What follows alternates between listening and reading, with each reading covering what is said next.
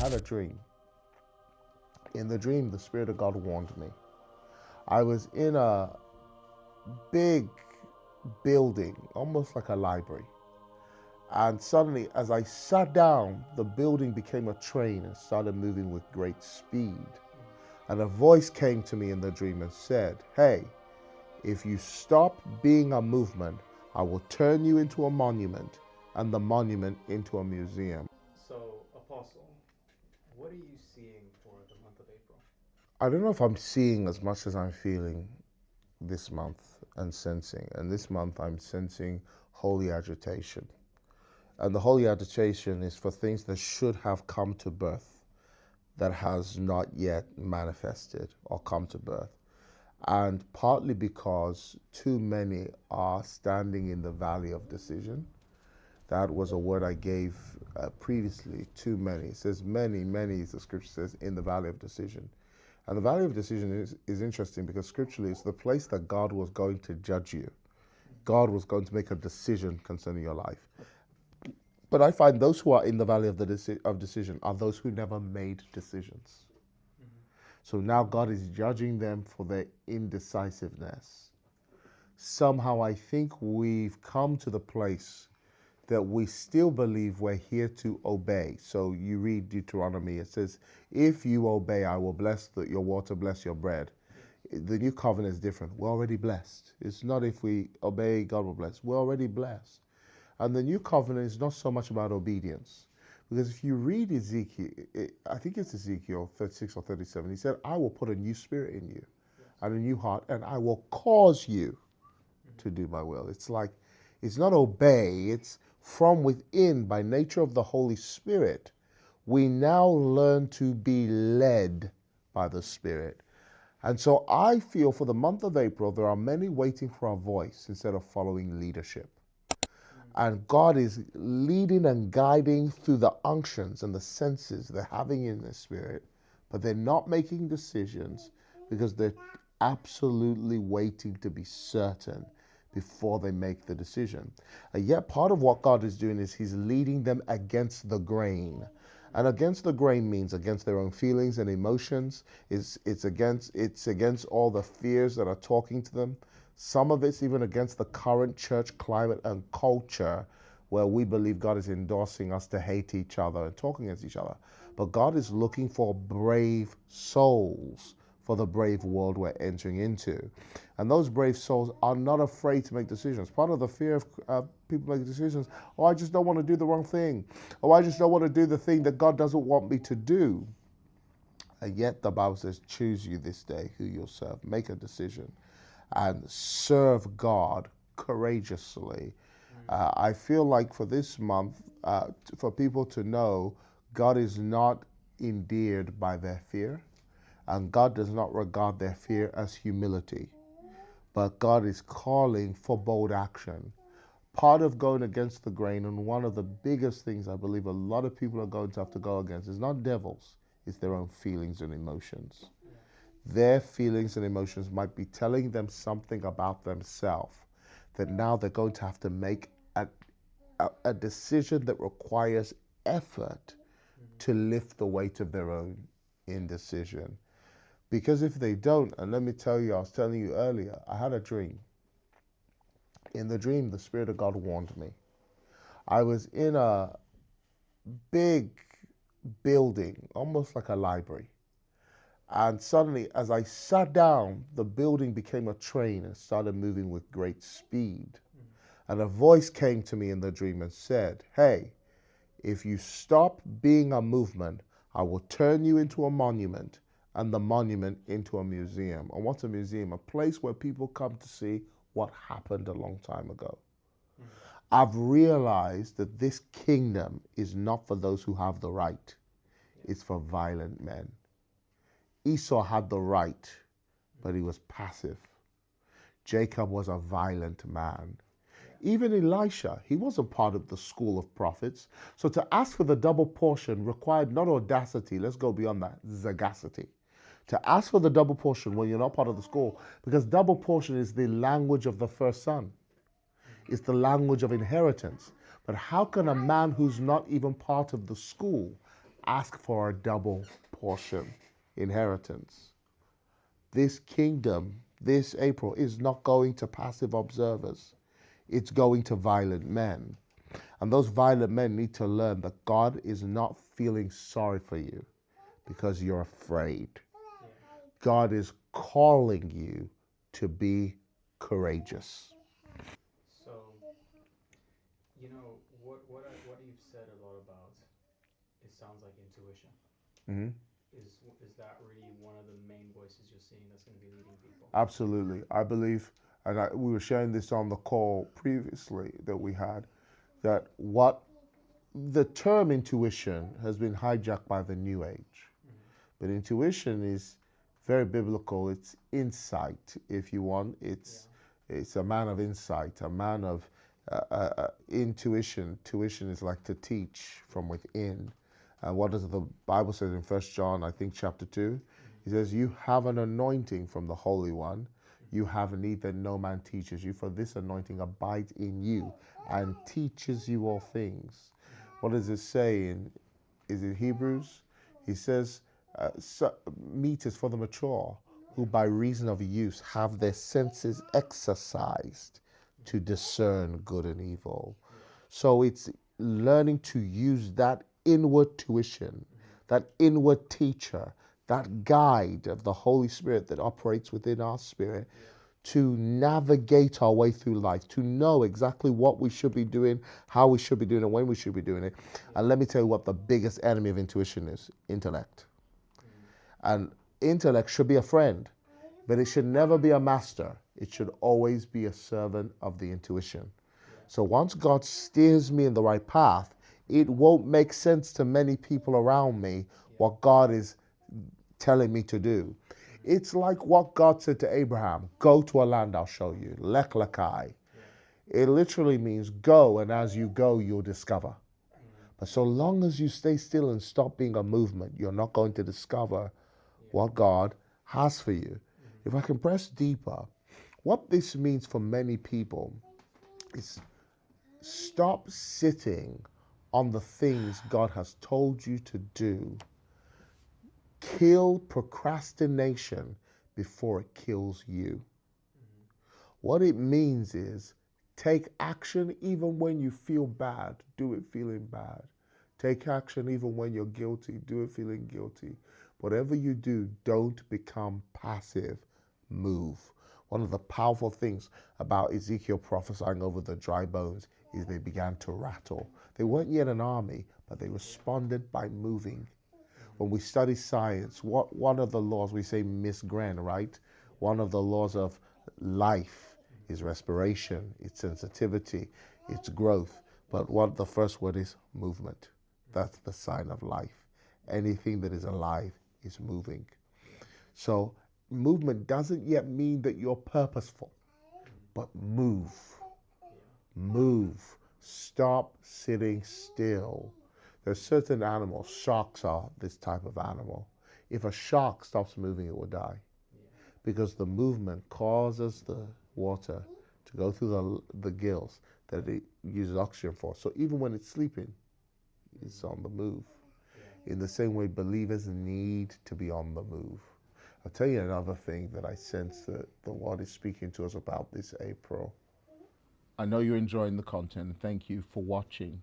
My team told me that of those of you who watch our content regularly, 33% of you are not yet subscribed. And I meant to say something from here, but I just wanted to thank you all. You've allowed us to reach over 6 million views, over 80,000 of you subscribed. And for those of you who are not yet subscribed, please consider today subscribing to our channel. You help us to continually deliver what we want to deliver, what the team is desiring to deliver, which is high quality content that is able to help you advance in your spiritual life, in your journey with God, but also in what I call being the cosmopolitan mystic, your ability to apply that spiritual life into real world affairs. So please again consider subscribing and enjoy the rest of the video.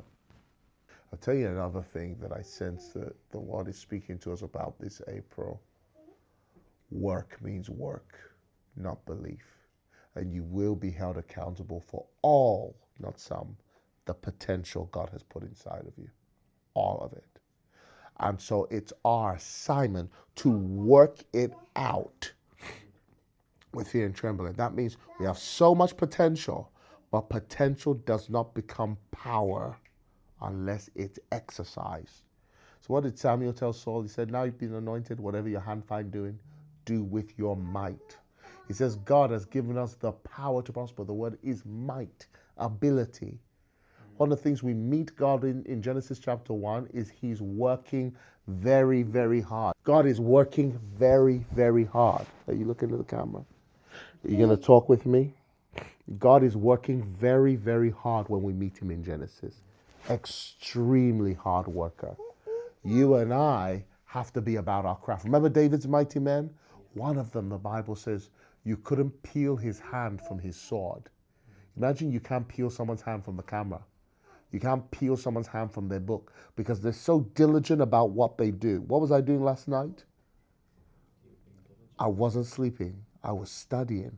All of these, I need that to whom much is given, much will be required. Matthew 25 tells us about talents. Talent was money. By the way, it was millions of pounds, years worth of wages, even one talent. One talent was about $500,000, I think. Now imagine you've been given talent. Now I used to say, no, this is only talk about money, but I've realized it's also talking about talents. Because talent is a weight of money, but later on was adopted into English to mean your gifts. Your gifts, and a man's gift makes room and brings him in front of important people. I believe God is saying the room you're waiting for is waiting for your gift to emerge. And you have to release your talent, your gifts, even raw. I may prophesy and someone will say, that was a rubbish prophecy. We knew that already. But at least I'm starting. And it's easy to sit in the bleachers commenting on those who are actually in the race. It's easy to sit in the boat criticizing Peter for walking on water and sinking, but it's better to walk on water. Only Peter will have that story of what it feels like to walk on water. So, I hear this often, Apostle, and you've said that the greatest enemy of the right thing to do is a good thing to do. So when people are pursuing maybe what their intuition is, and you've said previously that people's biggest fear is they don't want to miss God, right? Oftentimes it seems like people have the right choice to make versus a good choice to make, the responsible choice to make. How do you discern between being responsible and living above reproach, but also taking steps of faith that are dangerous? How do you discern that? Good question. Romans chapter 12 says, present your body.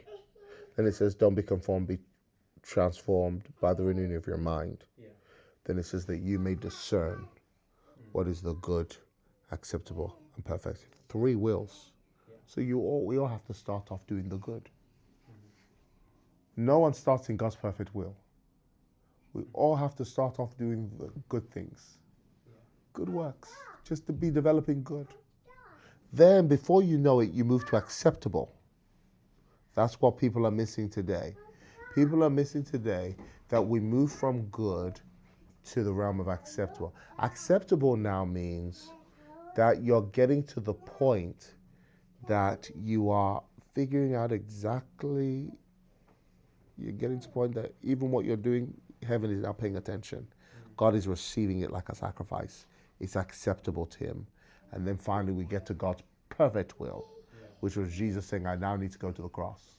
But what was Jesus doing before he went to the cross? It says how God anointed Jesus that he went about doing good. How about Christians just get busy doing good? Instead of crying out for God's perfect will, God won't trust you with the perfect till you're responsible with the good. Now, I think just a final thing.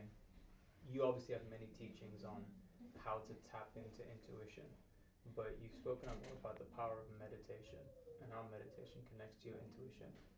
Could you, if you could tell someone what they could do tomorrow morning to almost immediately tap into that, what would be, let's say, 3 steps that they would need to do? Okay, good. Number 1, find a place. Number 2, get in a position or posture that you won't be forced to move. Yes. Number 3, be quiet.